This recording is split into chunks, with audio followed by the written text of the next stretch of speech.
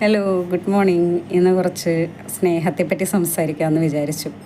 ഇപ്പോൾ സ്നേഹം എന്ന് പറയുമ്പോൾ നമ്മളുടെ യോഗ ഫിലോസഫി പ്രകാരം സ്നേഹം ആണ് എല്ലാത്തിൻ്റെയും അടിസ്ഥാനം. നമുക്ക് നമ്മളോട് തന്നെയുള്ളൊരു സ്നേഹം നമ്മൾ ഹൃദയത്തിൽ നിന്ന്, മനസ്സിൽ നിന്ന്, ബുദ്ധിയിൽ നിന്നൊക്കെ ഡെവലപ്പ് ചെയ്ത് വരുമ്പോഴാണ് സ്വാഭാവികമായിട്ട് നമുക്ക് എല്ലാത്തിനോടും ഒരു സ്നേഹം തോന്നുന്നത്.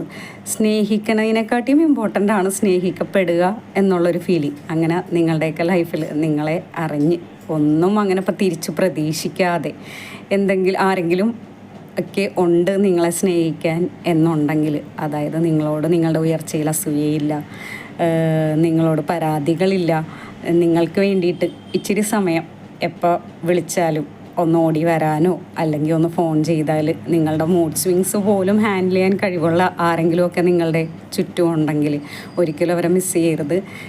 ലൈഫ് ടൈം മൈൽ സ്റ്റോണാണത്. ഒരിക്കലും കാലങ്ങൾ മാറുന്നതിനനുസരിച്ച് മനുഷ്യരുടെ സ്വഭാവത്തിൽ മാറ്റം വരും എന്നുള്ളത് സ്വാഭാവികമാണ്. പക്ഷേ എന്നിരുന്നാലും ഹൂ ഇസ് ദാറ്റ്? എന്താണ് ഇവിടെ കാര്യം? എന്താണ് നിനക്ക് എന്തിൻ്റെയാണ്? ഞാനിവിടെ വീഡിയോ പിടിക്കണല്ലേ. ഒന്ന് പോയേ വാ. അയ്യേ ഗൈസ്, കുളമാക്കി. ഒരു ഫ്ലോയിലങ്ങ് വരികയായിരുന്നു. എനിക്ക് തന്നെ ഒരു ധാരണയില്ലാതെ ഞാൻ തുടങ്ങിയത്. നശിപ്പിച്ച. Thank you so much. End of the story.